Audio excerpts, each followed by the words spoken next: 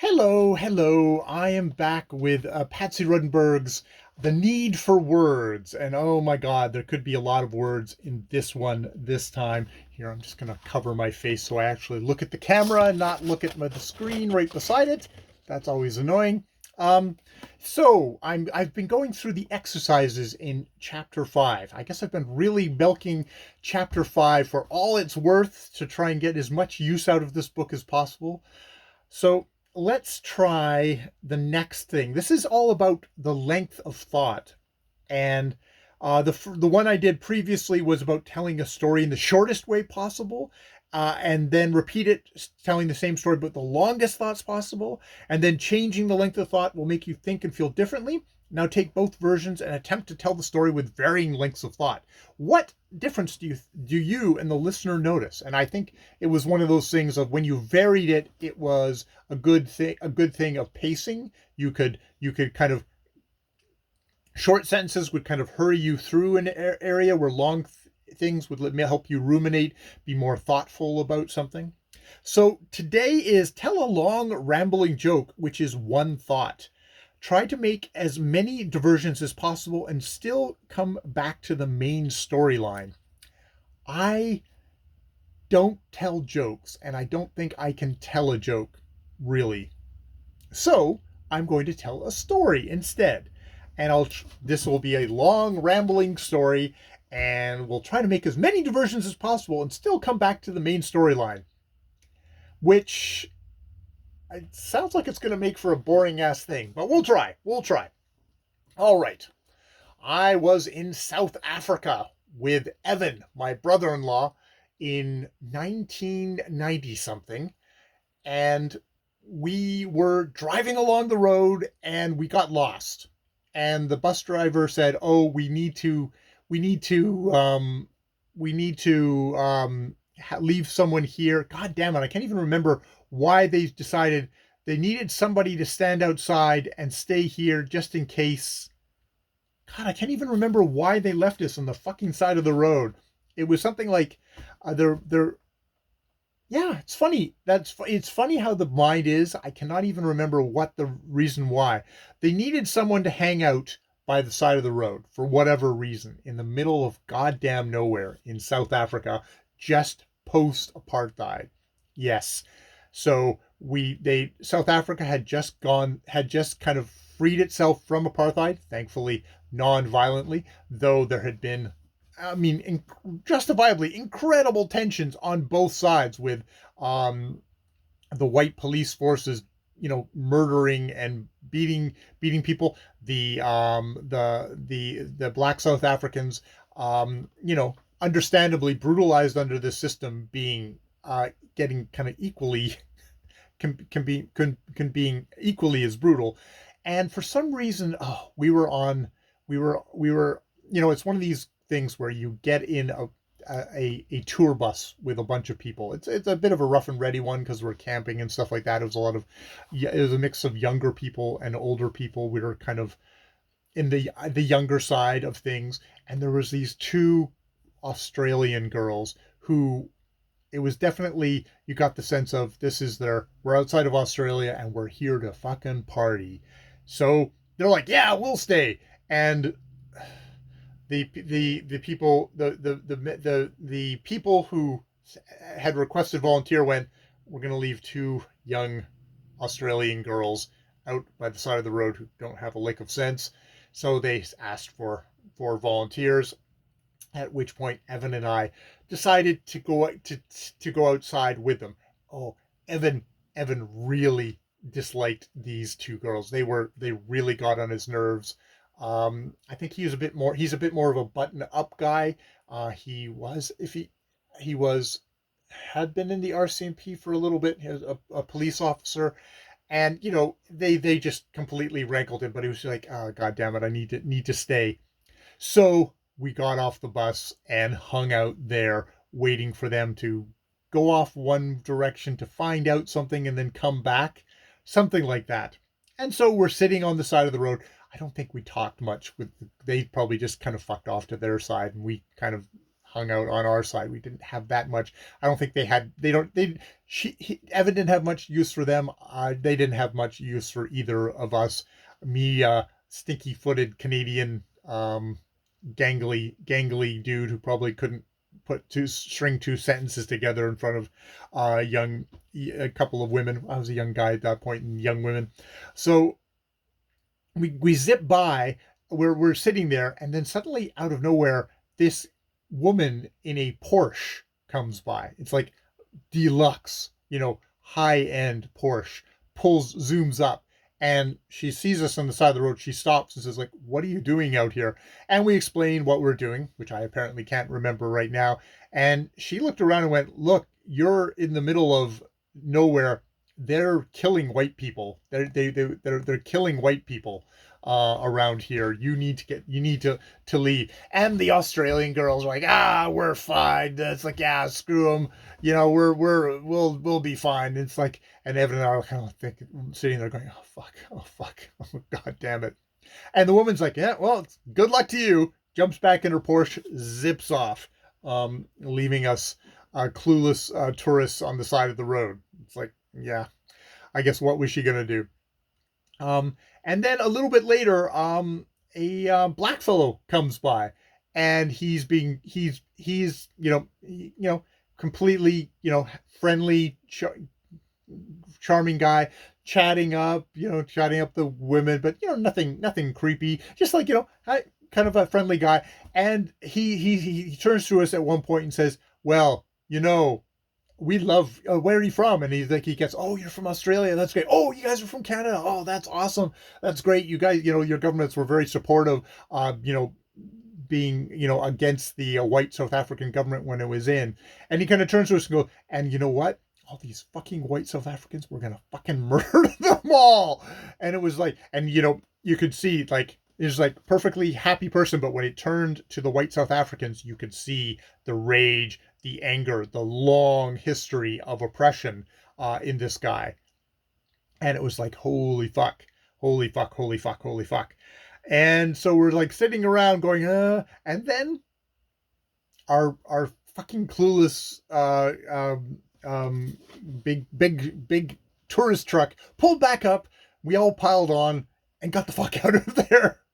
But it was definitely one of those things of, it gave me a kind of a very visceral lay of the land of between kind of white South Africans and black South Africans in that particular time period, just post apartheid being brought down.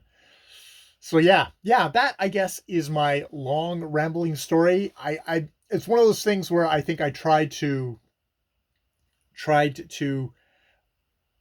it was good because, like, I filled things in, but I also, like, I could slow things down here, and I could talk about this and fill in the story a little bit here. I mean, it felt basically just telling a story versus a long rambling story. I don't know if I added as many details as I could.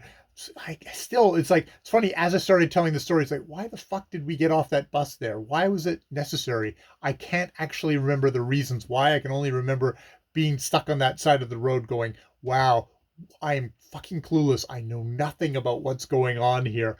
And having these various characters come by and drop little nuggets into my thing, like it was a little interactive stage play where I could have ended up murdered at the end, or invited back to somebody's house to have a lovely dinner as well. It could have gone either way. You never, you could, it would just depend on who you met. It was lucky that the people that I did met were actually perfectly friendly.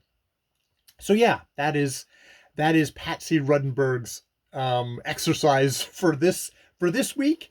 I'm probably going to skip "Try to keep the attention of a group while you debate an issue. The group can heckle if they sense you have stopped thinking. Thoughts can end, but a new thought must dynamically build on top of another. Keep your attention focused on what you are saying," which to me makes me think of a lot of stuff that I do with my videos, with my book, my review videos.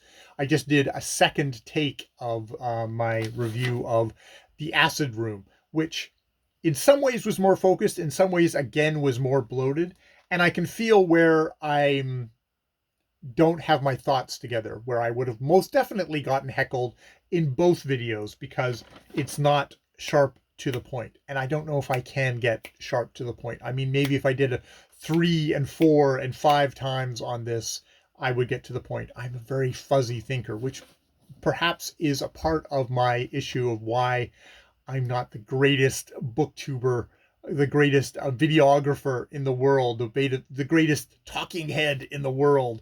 So that sucks.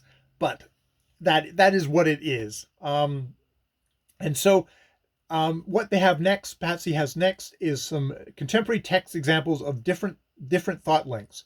As you are speaking the following extracts aloud, notice how different your internal energy is. Feel how the longer thoughts need a different focus and concentration.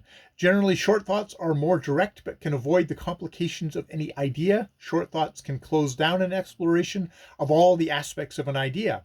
They more readily conclude a discussion. Longer thoughts are often connected to a growing emotion. Don't stop thinking or sustaining the energy of the argument until you reach a full stop. At that point, you can pause and breathe, but never give up and lose the thought's momentum. So, I thought I would be nervous, but I'm not, because Jesus is giving me strength to speak. I don't know where to begin because I've been unhappy as long as I can remember. My mother and father were unhappy too. I think my grandparents were unhappy. My father was a violent man. You'd hear my mother, you'd say, "Are you all right, Mum?" But that's a long time ago. I wasn't very lucky in my marriage. So after that, I was on my own, except I had my little girl. Some of you knew her, but for those of you who didn't, she couldn't see. I thought at first that was why she couldn't learn things, but it turned out to be in her head as well. But I taught her to walk. They said she wouldn't, but she did. She slept in my bed. She wouldn't let me turn away from her. She put her hand on my face. It was after she died I started drinking, which has been my great sin and brought misery to myself and those who loved me. I betrayed them again and again by saying that I would give it up, but the drink would have me hiding a little away. But my loving sisters in Christ stood by me. I thought if God wanted me, he'd give me a sign, because I couldn't believe he would really want someone as terrible as me. I thought if I heard 2 words today, one beginning with M for Margaret, my name, and one with J for Jesus, close together, then I'd know how close I am to him. That very afternoon, I was at Mavis's house, and her little boy was having his tea, and he said, "More jam, Mum." So that was how close Jesus was to me, right inside my heart. That was when I decided to be baptized, but I slid back and had drink again, and next day I was in despair. I thought God can't want me. Nobody can want me. And a thrush got into my kitchen. I thought if that bird can fly out, I can fly out of my pain. I stood there and watched. I didn't open another window. There was just the one window open. The poor bird beat and beat round the room. The tears were running down my face, and at last it found the window and went straight through into the air. I cried tears of joy because I knew Jesus would save me. So I went to Malcolm and said, "Baptize me now, because I'm ready. I want to give myself over completely to God, so there's nothing else of me left. Then the pain will be gone and I will be saved. Without the love of my sisters, I could never have got through." Carol Churchill, Fen. So that is the first one, which, well, we're going with Jesus Freak here, which I think I have a sense that that's probably Patsy Ruddenberg's bias. I'm not particularly Jesus Freak myself, or I'm an atheist, but you could see that we're going to kind of simple thoughts here. Struck by stuff like, my father was a violent man. What was it? My mother and father were unhappy too. I think my grandparents were unhappy. My father was a violent man. It's sort of like, wow, we're short little sentences that declarations of you're a violent man, you're unhappy, they're unhappy. It's like we're not having a wider kind of, oh, this was my parents were complicated beings or anything like that. I mean, with including could be also violent, but it's like it's very reductive down is I guess how I get. It's got that kind of you wonder if this is somebody's record of someone's speech versus someone actually writing this down, because it feels very much more like it feels like somebody talking in very short, uncomplicated sentences, much less than someone actually writing this down. Or I don't know. Okay, so let's do the next one. Why has democracy succeeded in America? Of course, by succeeded I mean comparatively, not literally, not in the present, but what makes for the prospect of some sort of radical democracy spreading outwards and growing up? Why does the power that was once so carefully preserved at the top of the pyramid by the original framers of the Constitution seem drawn exorably downwards and outwards in spite of the best efforts of the right to stop it? I mean, it's the really hard thing about being left in this country. The American left can't help but trip all over these petrified little fetishes. Freedom, that's the worst, you know. Jean Kirkpatrick, for God's sakes, will go on and on about freedom. And so what does that mean, the word freedom, when she talks about it? Or human rights. You have Bush talking about human rights. So what are these people talking about? That they might well be talking about the mating habits of Venusians. These people don't know what ontologically freedom is, or human rights, like they see these bourgeoisie property-based rights of man types rights, but that's not enfranchisement, not democracy, not what's implicit, what's potential within the ideas, not the idea with blood in it. That's just liberalism, the worst kind of liberalism, really bourgeoisie tolerance. And what I think is what AIDS shows us is the limits of tolerance. That it's not enough to be tolerated, because when the shit hits the fan, you find out how much tolerance is worth. Nothing. And underneath all the tolerance is intense, passionate hatred. And that's Tony Kushner, Angels in America, which is, I wonder if they're both from plays, actually. That would make sense. Because I know Tony Kushner is a playwright in Angels in America, whereas I guess maybe Carol Churchill Fenn is probably also a playwright there, where I guess we're talking about two different characters speaking, and an expression of how nuanced and how thoughtful the characters are. I like, Kushner at the very end, he has this nothing right there, and after all these long sentences, that nothing is really a good punch of the thing. And underneath all the tolerance is intense, passionate hatred. So it's a little bit long again, but it's still, and underneath tolerance is hatred, is kind of the boiled down thing. It's like, that